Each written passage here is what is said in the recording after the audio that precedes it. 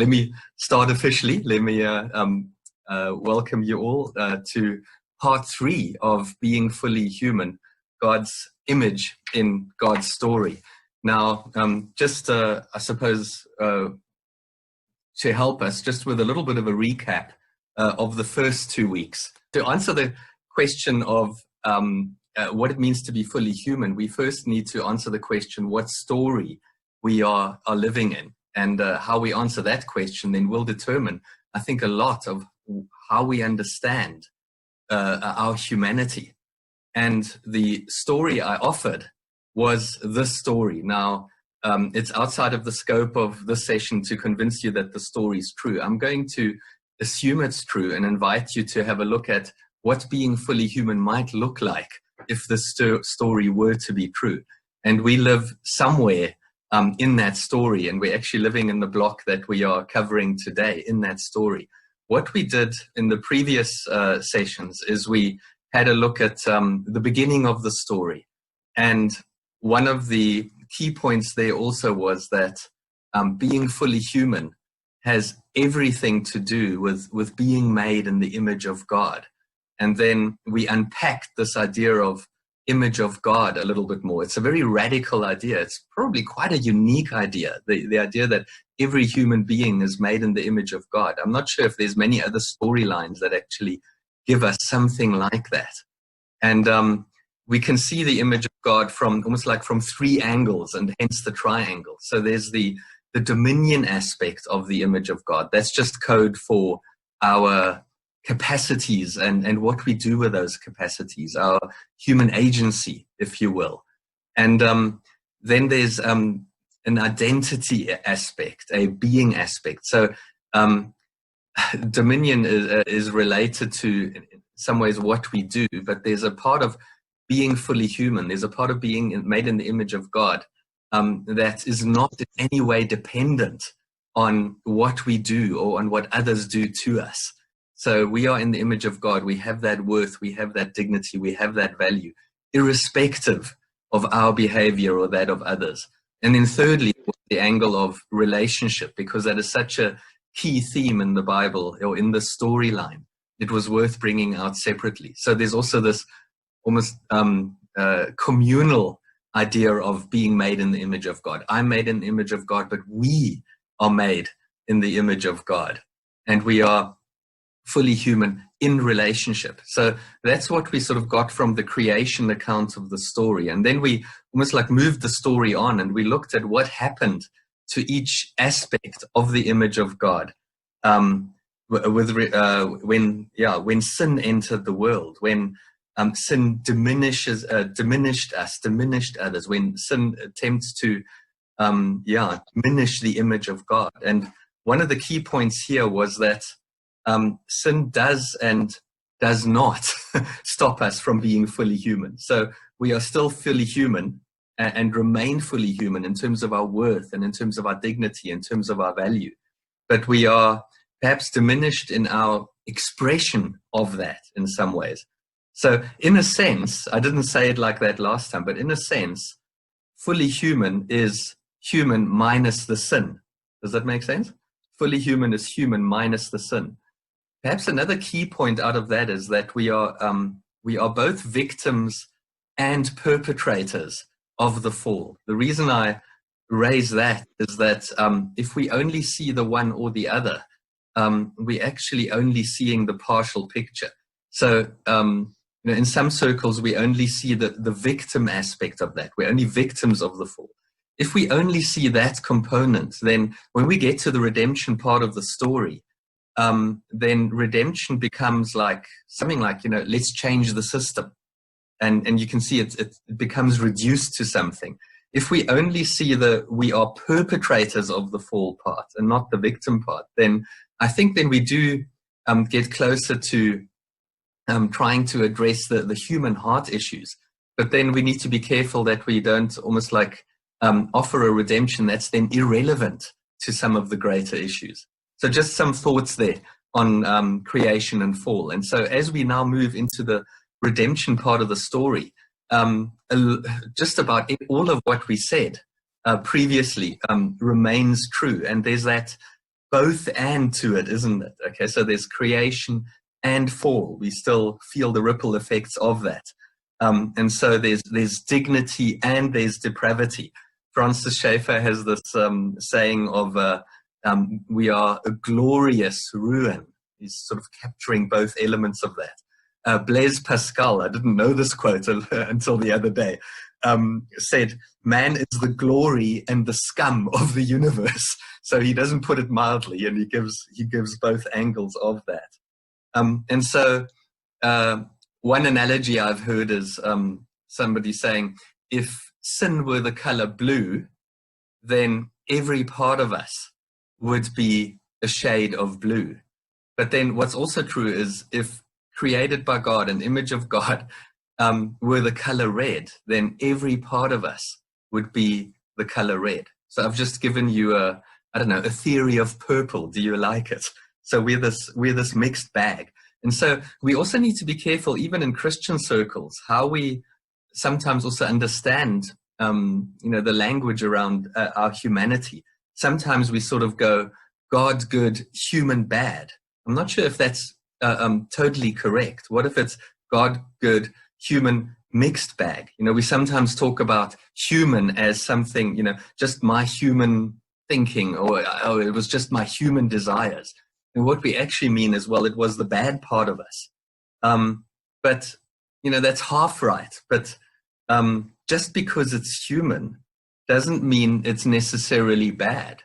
Also, just because it's human doesn't mean it's necessarily good. We need to have a closer look. But to desire to be fully human is a good thing. It's desiring the restoration of the image of God in us. So, yeah, fully human is a good thing. Fully human, in a sense, is human minus the sin. So now, redemption. This is the next part of the story. It's a big part of the story. If I can say something slightly weird, so far, the story hasn't been uniquely Christian. I think it's certainly been a very consistently Christian, but perhaps not uniquely Christian. Because so far we've just had, a story of dignity and depravity, and you can probably find elements of that elsewhere. So this idea of, there's good, there's bad, there's glory, there's scum, and trying to navigate these as best as we can probably find that elsewhere. But now what really comes in with redemption is what the story shows us in terms of, the what and the why and the how of the good and of what it means to be fully human. It shows us what difference the cross and the empty tomb makes. And confession time, I actually find this part the most difficult part of the three I've done so far. It's almost like the other ones are easier to describe, but to just almost like dive into the fullness and the richness of what this part of the story means. I just keep feeling we're just scratching the surface of it, but we're going to have a go at that today. So let me also try something else that's weird, and let me actually try and stop screen share for now. I'm going to give you a little bit of a gospel presentation, and I'm going to ask you, do you like it? Okay, so are you ready? Here is, in the beginning, God creates us, and he creates us good, and we're a little bit like this glass of water, and it's clear and it's fresh and it's life, and it's pure, and it's beautiful. And then of course what happens is that sin enters the world, and sin enters us, and basically the effect is something like this, that there's now almost like it enters the picture, and it turns us into this it messes up everything. It's now this murky, dirty, ugly type of a liquid. But praise God, because Jesus sorted this out, and Jesus comprehensively and completely sorted out the sin problem for us. And so what he did is, it's a little bit like, almost like this redemption is a little bit like this process where, let's just put all that murky stuff back where it came from. And here we are. And this is redemption. We are redeemed. We are now again clean and pure. And there's no muck in it anymore. Right. That was my gospel presentation. Tell me whether you like it. The reason I didn't want you to like it is that this glass is now empty, right? So we started off with a full glass. We've now ended up with an empty glass. This is less than what it was. It's almost like this is less fully human than what it was. So I'm wondering whether a better presentation wouldn't have been that I found, I don't know, the chemistry buffs need to help me with that. Found some substance to put in, and as I put that in, it actually clears the liquid, and then it becomes what it was meant to be, what it was designed to be, what it was created to be again in the first place. Again, in a now but not wait, in a process type way. This is an ongoing process. But do you see the difference? And I'm not sure, if this, the reason I'm highlighting this is that I think sometimes redemption is, our understanding of redemption is this. It's what I would call the empty glass view of the Christian life. And it's perhaps not quite, I'm not sure if that's quite exactly the right story. So there's got to be something about being restored to everything it should have been. We shouldn't have to pour some of this away. And depending on where you go in Christian circles, I've certainly come across this empty glass or this autopilot view. Okay, so now the Holy Spirit fills us a little bit like, I don't know, the first class, and then autopilots us. And it's actually, we're not actually using now our capacities or our faculties. So the empty glass view of the Christian life would then be, we need to get ourselves out of the way because human is bad. And so, and then we need to allow, the Spirit to autopilot us. And the way that the Spirit works in this understanding is that, God bypasses our faculties, or he works around our faculties. Whereas I think in this view, it's more of the Spirit works through our faculties, and he transforms us, and he makes us again into what we should be. And so, as an example, when it comes to decision making, this view of the Christian life, of being fully human, is, putting out a fleece, asking God to sort of, line up the circumstances so that I slide almost like automatically into the right direction. It's the request for the letter from heaven, whatever shape or form that takes. Whereas this view would be more, I grow to be able to make better decisions as the Spirit works in me, and as I grow in wisdom. So again, in this one, I'm bypassing my capacities, my faculties. In this one, God works through my faculties. You see the difference? So that's just a thought. So the reason I'm also bringing that is to sort of try and connect that back to one of the things that we did last time. Is we had a look at, or one of the ways I described the effects of sin was instead of being in the saddle of the horse, we fall off the horse on the one side, on the other. So the saddle is the place to be. That's the place where we are the full expression of our humanity. Off the horse is a reduction of that reality, is the effects of sin. And we can fall off the horse on the one side where we are in some ways diminished. That is, there's many ways to describe sin. That is one. Sin diminishes us, sin reduces us. And the way to fall off the horse on the other side is what I've called inflation. So inflation is also a diminishment, but on the surface, it seems like we're growing. It seems like, there's this promise of, your life is becoming larger, but it's actually just a dilution. It's a hollowing out. It's like blowing up a balloon. It looks like it's big, but it's actually hollow inside. And the effects of redemption have to do something with being able to get back slowly, okay, and now but not yet, partially now, fully one day, back in finding the saddle again, and moving away from those two poles, rather than trying to almost like find ways of spiritualizing the ground on either side of the horse. So on the diminished side, on the right-hand side, the story of redemption might be something like, you're a dirty, rotten worm, but praise God, you are now a worm off the hook. Yes? Can you see we've just spiritualized this, the ground. We haven't yet actually moved back into the saddle yet. Or on the inflated side, on the left-hand side, it's then the I'm so wonderful version of the Christian life. Okay, I'm so awesome, I'm so wonderful. It's almost like I'm a little god. I can call things into existence. I'm magnificent. Again, that's just an inflated, but can you see also actually reduced view of our humanity on both sides? We're not actually almost like we're not doing this. We're not being restored to the fullness and engaging all our capacities in the presence of God and in the power of God.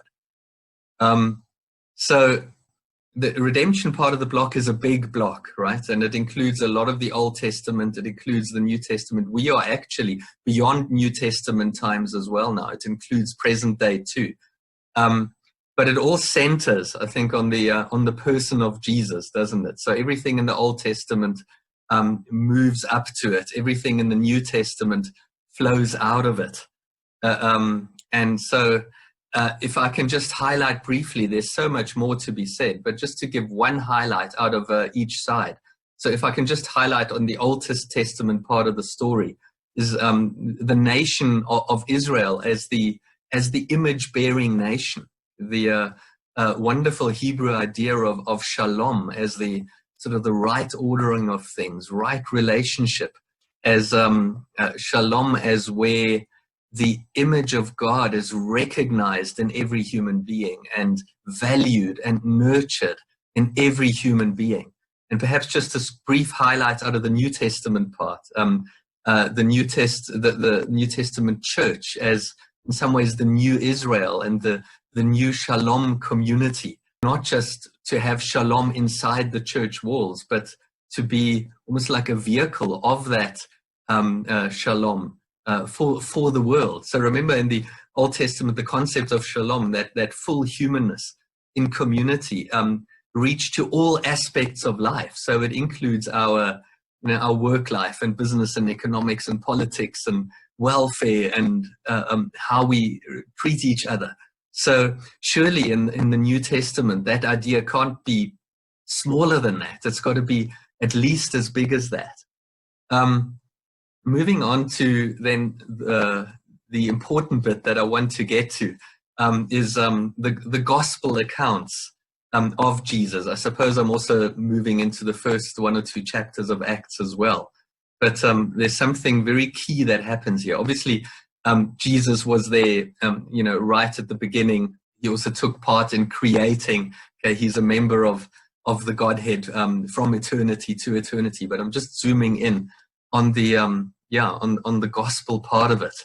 And one of the things that also strikes me about this is there's so much here that I think that we only beginning to tap into in each part of that storyline. So Jesus is incarnated, his life, his death, his resurrection, his ascension, in order to, we've just celebrated Pentecost, to send us the Spirit. I think it's a lifelong project to sort of even start to begin to tap into parts of these.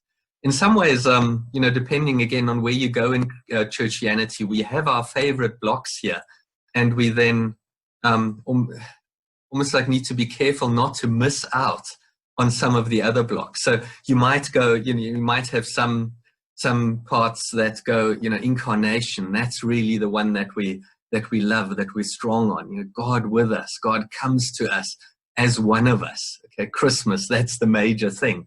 And then perhaps losing a little bit of sight of the fact that the story actually continues, and that in a very real sense, Jesus came to die further in the story. Or there are those people who are really all about the life of Jesus, and just what a beautiful example, role model he is to us. But then if they don't watch it, then perhaps they lose some of the significance of the cross, and then all the cross becomes as well Jesus is role modeling to us how not to repay evil with evil, and then almost missing some of the key aspects of the cross, that there's got to be something that happened there that decisively dealt with sin, dealt with that which diminishes us and alienates us from God. And then now, sort of my corner of the theological, we are really big on the cross, and perhaps rightly so. But if I can just tease my tribe a little bit, if you go to one of our churches on Christmas, chances are you get an Easter sermon, because we don't quite know what to do with the incarnation. Or if you come on Easter Sunday, you might actually get a Good Friday sermon. So, we have the sense of the resurrection is, it's really good news, but theologically it feels like a bit of an afterthought. And then perhaps also, there are some churches in which spirit is big, and, the spirit features hugely, almost at the expense of, well, does the rest of the story matter? So if you'll forgive just the caricatures, what I'm trying to bring out is let's dive into the fullness of this, and let's keep working hard at especially, I suppose, the bits that we're not seeing so much.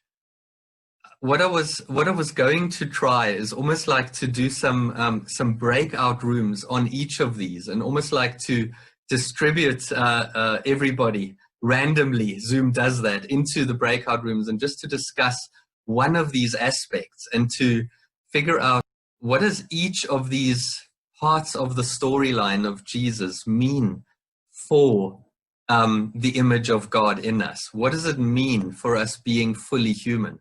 Because each of these has a role to play, right? So Jesus does this whole picture. Jesus does all of this for us.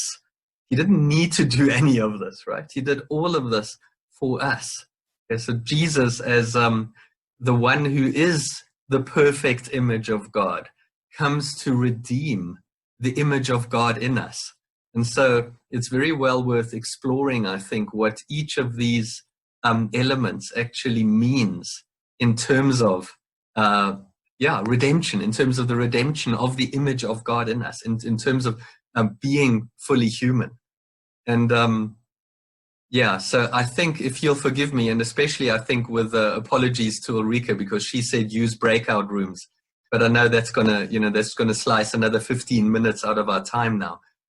So maybe just as an ongoing life project, an inspiration to dive further into that, to become more Christ-like, is basically to have the image of God restored in us. I'm saying kind of like the same thing twice. Becoming more Christ-like, that is the God's project with us. That is the restoration of the image of God. That is being restored to the fullness of our humanity. So Jesus is the image of God, is the exact representation of his being. And as a result of that, therefore we are being conformed into the image of his son. We become more Christ-like, which means that the image of God is being renewed in us. I'm presuming that makes sense. So this whole image, God's image in us, or God's likeness in us, is being reaffirmed all throughout again. And so becoming more like Jesus isn't becoming a Jesus clone. It's not becoming reduced. It's not getting out of the way. It's actually the image of God being fully restored in us. And in some ways, I think we understand this. We often say, what would Jesus do? Perhaps we can also ask, what would Jesus be, and what that means and what that doesn't mean. But I think we kind of get that, right? So we get that becoming Christ-like doesn't mean we have to walk on water or be an itinerant preacher or something like that. We know it means something like be relational, be compassionate, being inviting, just, merciful, etc. And actually, even if we just follow that line of thought, it can be quite subversive. It can be quite countercultural.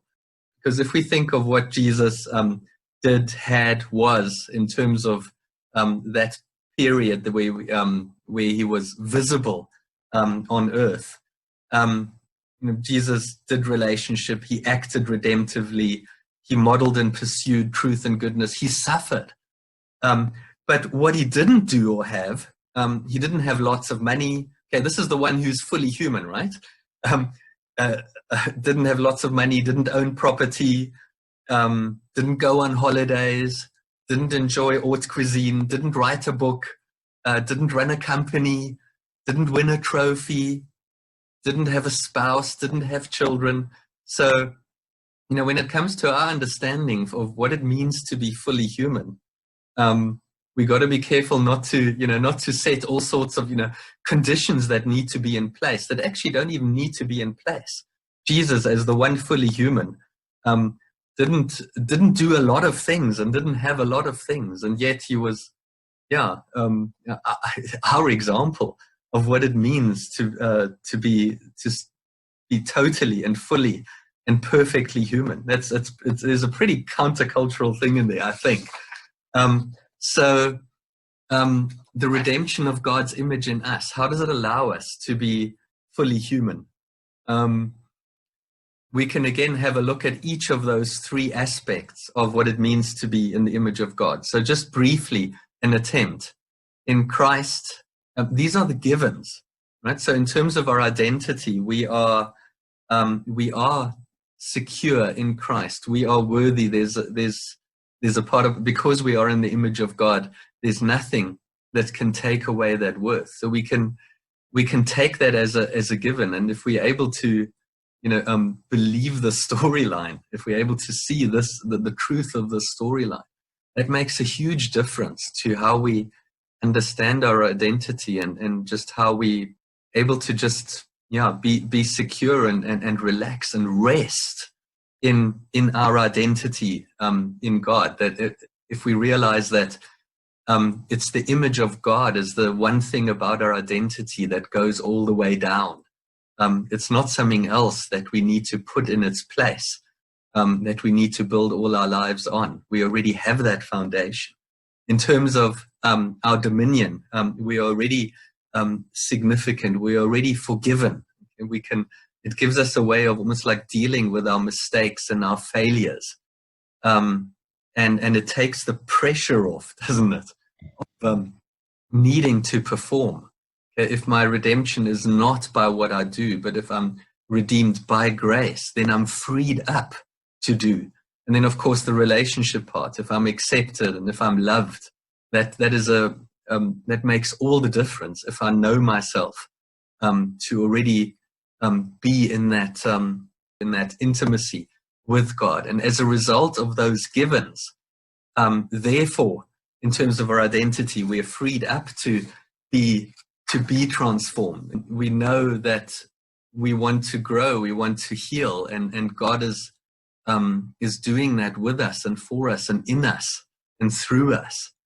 In terms of our dominion, we are now freed up for doing good things, for acting redemptively. I no longer have to be driven because my acceptance or salvation or destiny doesn't depend on my performance. And I'm also no longer drifting because I increasingly get to express who I'm designed to be. Driven and drifting, those would be sort of ways of falling off the horse on either side. So I'm freed up to act redemptively. And then in terms of the relationships, Francis Schaeffer talks about this idea of substantially restored relationships. Again, remember, this is the now and not yet. It's partially now, fully one day. So relationships are still this complicated and sometimes painful thing.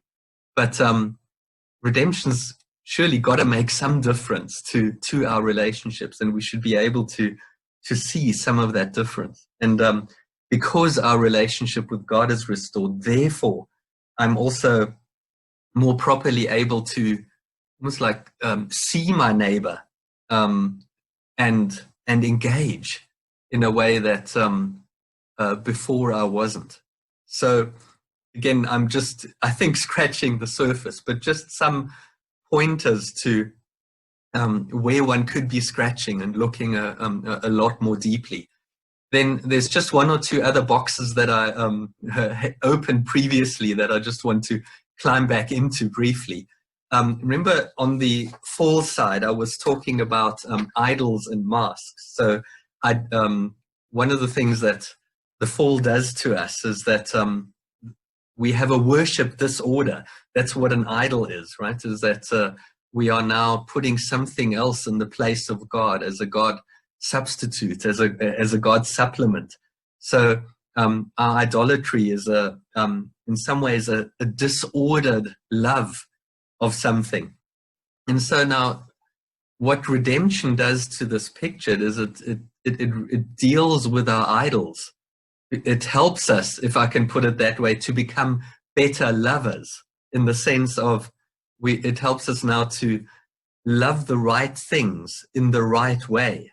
This is a Tim Keller idea that I have, the idea of redemption. Through redemption, God reorders our loves by allowing us to love God supremely. So by loving God supremely, it reorders all our other loves. And with regard to the masks and the pretend games that we play, remember, as a result of sin, and especially if I sort of have a performance-based understanding of redemption, or of what I need to do, a works-based thing, then I have to wear a mask, because I know I fall short of my own expectations, never mind anybody else's, and I need to keep up appearances. I fall short, but I'm not allowed to fall short, and therefore I put on the mask. But now, in redemption, in grace, it means I don't need to pretend anymore. It means God takes me as I am and grows me from there. It also means that I think the church can fetch me where I am, and we can grow together. Redemption deals, I think, quite comprehensively with these dynamics of idols and masks. Again, it's an ongoing project, but it's a very real project. It's a very tangible project. And so in some ways, these are summary slides. This is going to be a little bit texty, but just some ideas of what, as a result of where we are now in the story, what being fully human means and does not mean. So being fully human does not mean be whatever you want. Okay, that is, I think, part of the inflated story that we sometimes given. I'm not sure if that's entirely correct. Perhaps being human means more like be who God wants you to be. Being fully human does not mean do whatever you want. It means engage all your faculties. Being fully human doesn't necessarily mean success. I'm not sure if success is necessarily a biblical category. I think got this idea from Ellis Potter. The biblical category is more one of fruitfulness. See the difference? Being fully human doesn't necessarily mean impact. I'm wondering whether success and impact, those are some of the almost like sanctified idols that we sometimes have.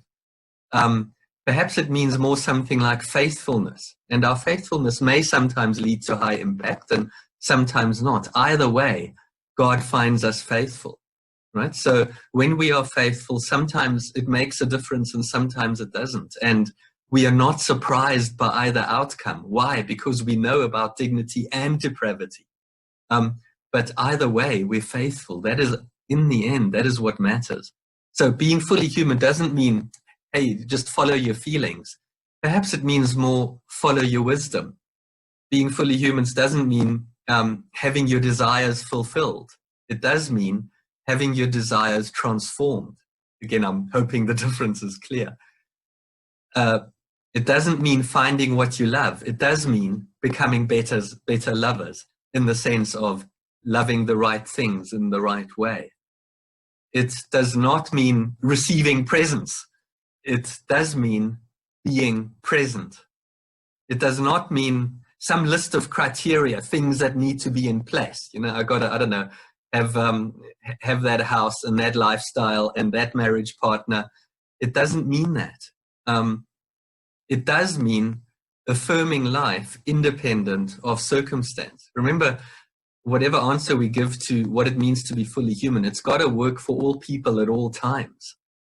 And not just for those who happen to be, I don't know, young enough and rich enough and healthy enough to enjoy certain privileges.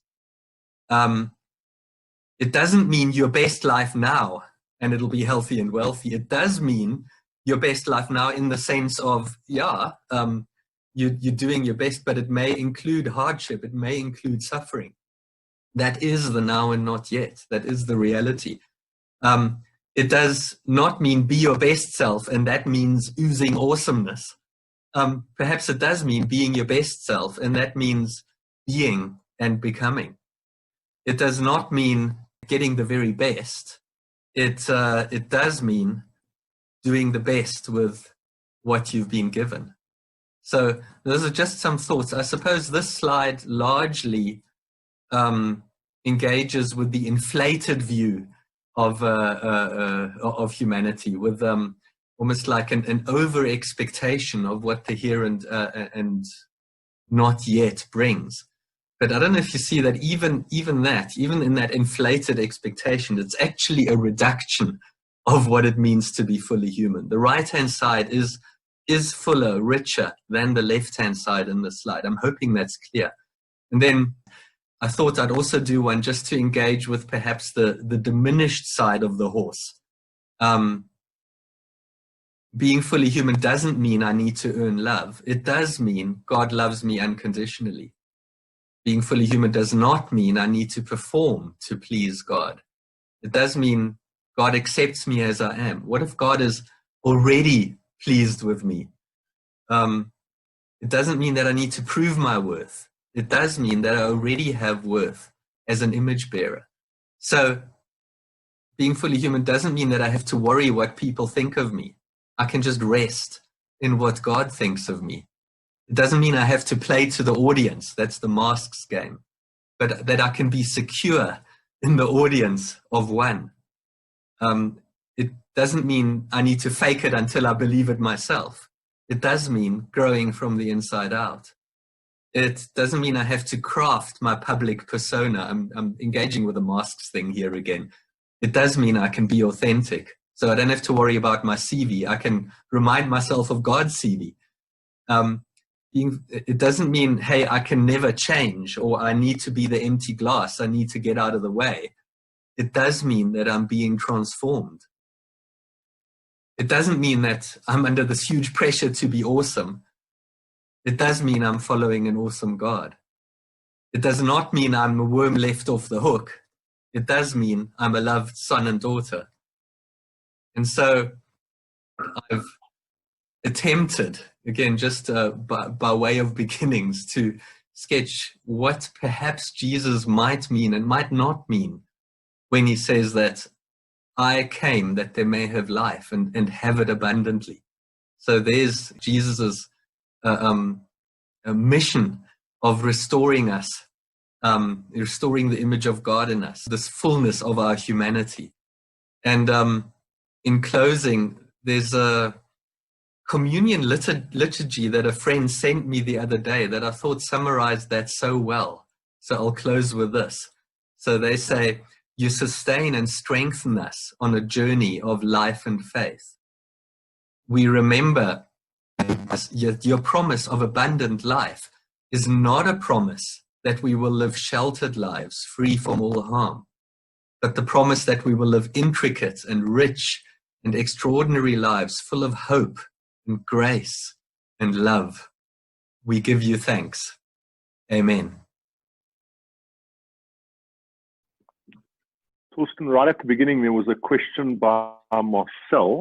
How do you define fall, i.e. we go our own way without God? Question mark. It was on the chat. Yes, quite possibly. It certainly includes that, this idea of going our own way without God. And I suppose there's a lot of theologians have also spent a lot of time trying to figure out exactly what happened there in Genesis 3 land, right? Certainly this idea of also almost like not trusting God and God's way, and of severing that relationship in some ways. And some theologians also use very strong words. They will say, rebellion. It's almost like it's human beings rebelling against God. It's basically us as humans saying, God, we don't trust you and your way for us and your definitions of what is good and bad, but we're actually going to decide for ourselves now. We're going to make our own definitions of what's good and bad and what's right and what's wrong. And then the effect of that, inevitably, which is what I sort of try to bring out today again, is that it diminishes us, right? It's a reducer. It's a leech. It's something that harms and diminishes and destroys and makes our life smaller and more warped. It twists us. It diminishes the expression of the fullness of our humanity. Does that begin to answer? I think there's so much that we're silent because there's a lot to chew on there. Okay. One thing that struck me was your analogy of being on the horse. And maybe the comment that we are aware that we slip off on both sides, and some of us more on the left and some of us more on the right. And we're never fully human in the sense of staying on the horse. We sort of slip off on either side. And we try and get more human as we head along the line, and hopefully we don't keep slipping off. You want to comment on that? Other than agreeing, yes. So I think the reason I find the horsey picture so helpful to me is it makes me aware of the fact that there's almost like there's a higher middle. It's an inspiration to try and imagine and pursue whatever that saddle is. The easy answers don't pop out in terms of exactly where's the saddle, but it so much helps if I'm just aware that there's a this side and a that side. So now, where exactly to find the saddle? Well, again, that's a difficult project. But part one in that project is being aware of those dynamics. I don't know if that helps.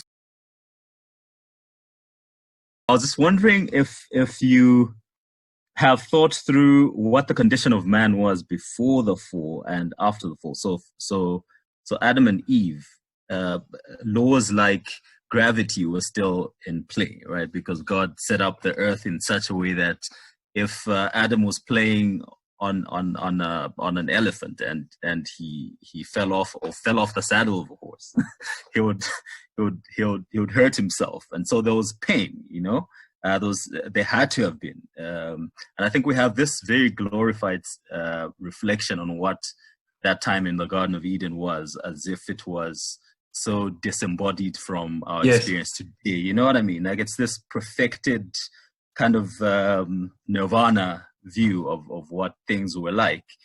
So I think it's important to have like a sober and appropriate sense of what that looked like, so that we can also understand the effect of redemption and understand the things that God set up right from the beginning, which will also transcend. For instance, and this is controversial, but there's the idea of nations being there in Revelation as well. This is for the healing of the nations. Whether that concept also transcends time and space and and the fall and redemption, etc. I don't know if you've thought through about what are the things that still remain about who we are, because God fundamentally created us to retain those things as part of our humanity. They're not bad or necessarily sanctified in and of themselves. It's just part of the deal.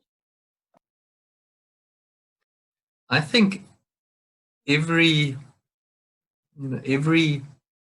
good aspect of you and every noble desire that we have is certainly included in the picture, was included from the beginning, and will again be included. Remember, what I also haven't quite done is the future part of the block, the restoration part, the eternity block, and a similar question of what you asked about. What did the original garden look like? Genesis 1 and 2 land. We can ask a similar question of what's heaven going to be like, basically, or shall we say the renewed creation going to be like. So one hunch would be that every good part of us, it's not going to be any less than that. One thing I think though need to be careful of is that we then don't over speculate. So some of these things will be speculative, and as long as we're honest about that, that's what we do. So the Bible only gives us like 2 chapters of what it was like before the fall. The Bible only gives us clues about what the future, the renewed heaven and earth, are going to be like. So yes, we can catch glimpses, but for some reason it doesn't sort of lay it out in a terrible amount of detail. So I think it's a worthwhile exercise to go there and to try and sort of picture that, to imagine that. But let's also remember that we are being speculative. So I would certainly think that both the beginning and the end of the story aren't this totally other thing from what we have now. So that's why my best guess is, imagine us without the sin. Okay, so yeah, gravity, it's still around. If physical, if God's creation is good, then a lot of what we have around us and within us now is still at least bears the ruins of that goodness at the very least, and we can affirm that, and we can just extrapolate that to in our imagination. But we need to be careful. So laws of nature, yeah, totally. Embodied existence, beginning and end of story, totally. Yeah. Very good reflections. Thank you.